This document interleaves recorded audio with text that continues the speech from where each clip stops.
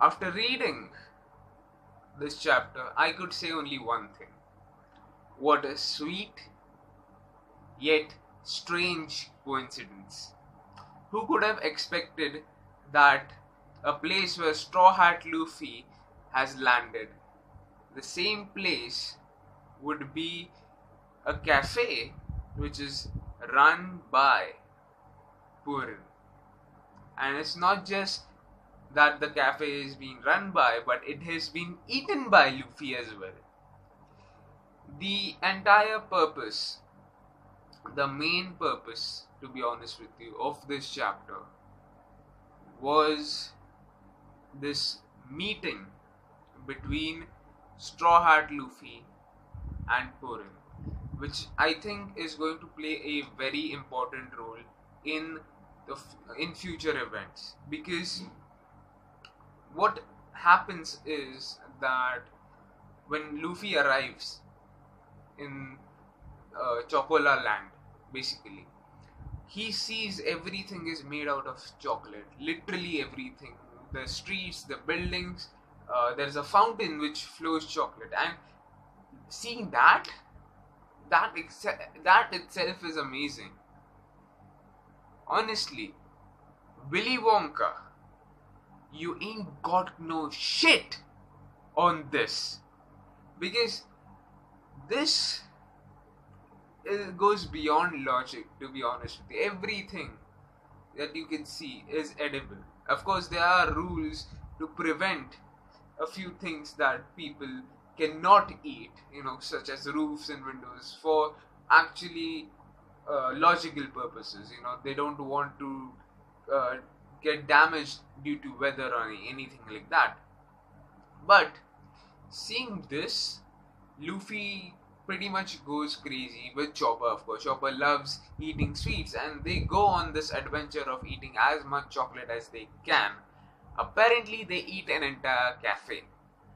They get into trouble as cops arrive. They kind of try to arrest Luffy, and the person who owns that cafe arrives, and she is Purin.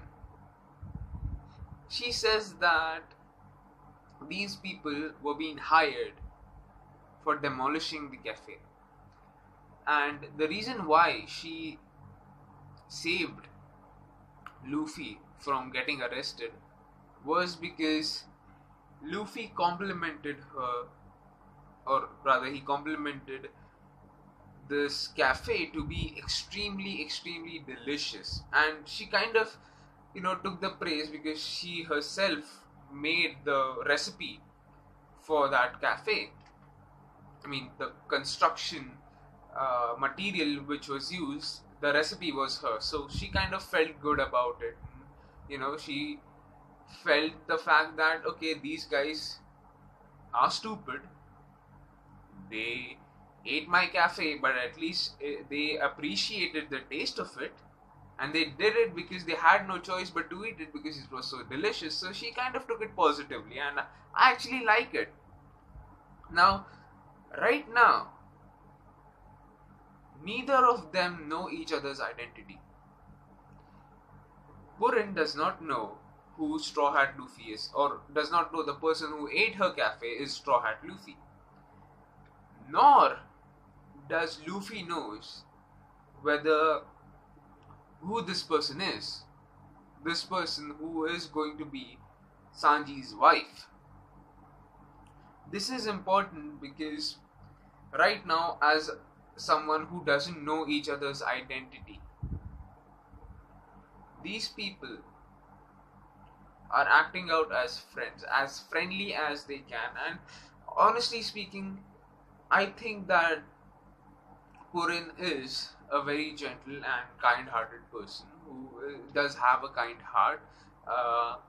Seeing how cute and bubbly she is, I do think she has a sweet personality. With that said, when she will know that this guy is Sanji's best friend slash boss, What, and plus this guy has come to take Sanji back.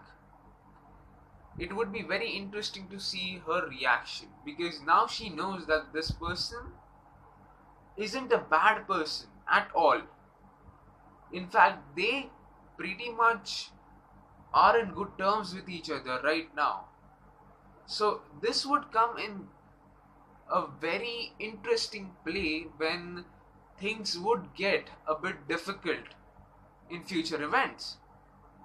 So this little meetup actually plays a very crucial role to define each other's characters and to kind of, you know, put some, uh, you could say, twist of a kind when the actual conflict would happen, because each of them would be uh, would be very much reluctant to go against each other, because they know how, what kind of person each of them are. In fact, I would say that maybe Puran might just agree that she would let go of Sanji because of Straw Hat and his ability to for making friends. She might just convince even Big Mom. And with this chapter, we just don't get this small meetup of these people. We also get to know something about Big Mom as well. You see, when these guys arrive, they observe that every ethnicity, every species of creatures are living in these uh, Toto land. No, Tot land. I'm sorry, Tot land. It's basically a geographical term which was used to define these islands which are surrounding the whole Cake Island. And the island that they arrived was known as Chocolatown. So they saw that there are many other species of creatures. I shouldn't say creatures, but they were the minks, and there were uh, different kinds of people around there, and they were quite astonished. And Peckham's explains that Big Mom is a very liberal person. She has no and absolutely no prejudice against any kind of species that is on Earth.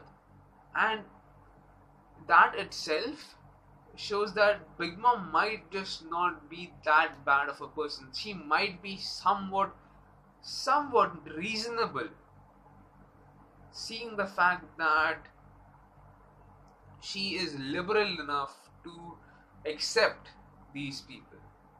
Also, I think that is the reason why even Jinbei and his group of fishmen have arrived at Whole Cake Island. Maybe they have some kind of a meeting over the acceptance of fishmen in human communities, which of course leads to more political, you could say, political conflicts that arrive when it comes to humans and fishmen. And there are many racial problems that arrive between humans and fishmen, and it is very much observed that humans don't really like fishmen. And this whole conflict could be resolved if it is backed up by a Yonko. Maybe if the world government is taking a shit on these poor fishmen, maybe it's the time to go to a Yonko who can help these people uplift themselves in a society. So, for me, I don't think that in the end Luffy is going to fight Big Mom. I think that this may be.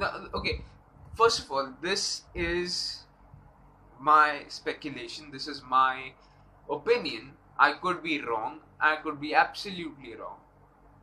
So I'm just making that clear. How the events are going on, I think that the fight there might not be a conflict, like a physical conflict to begin with. There might be a verbal conflict, and maybe Jinbei and Purin and even Peckham's, they might convince Big Mom into giving up on this marriage.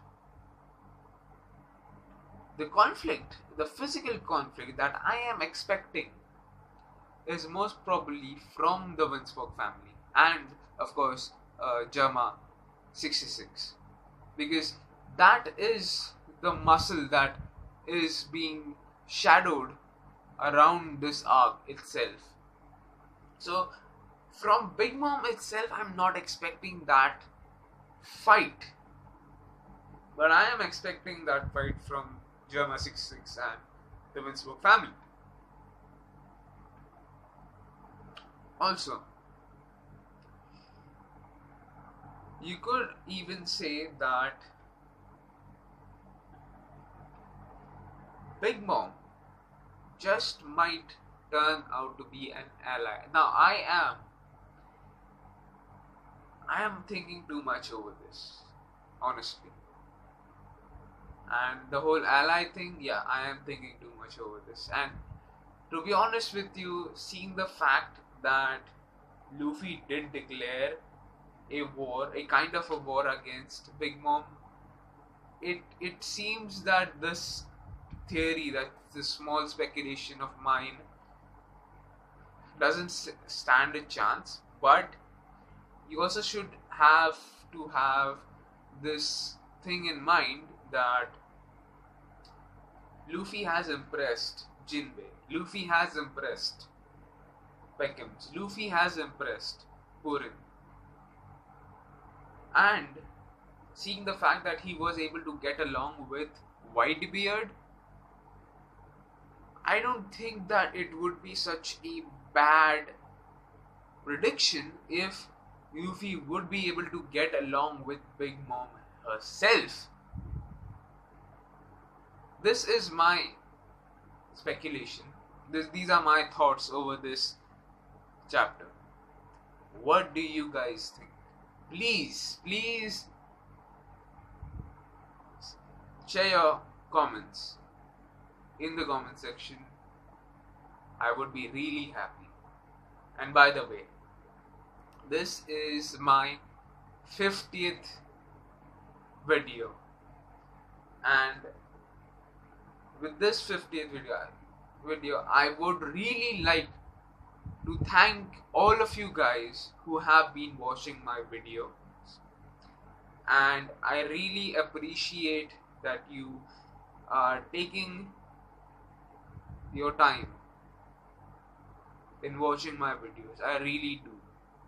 Hopefully, with your support, I could make more videos and I could continue this channel, because I actually love reviewing manga, I love reviewing anime, and I hope that I would make better videos in near future.